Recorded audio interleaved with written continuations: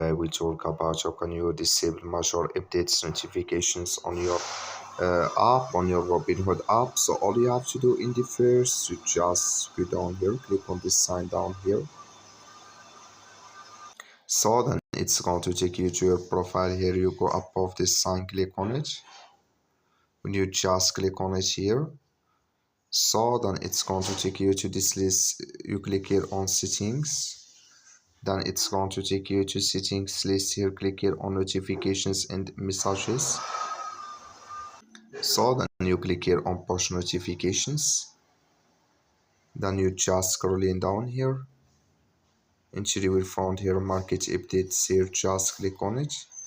Then you will find here major updates. Click in this sign of this color. Like you see color, it's gone. That's mean major updates notifications disabled with us now. That's all. Thank you for watching. Don't forget to support us by liking, subscribe.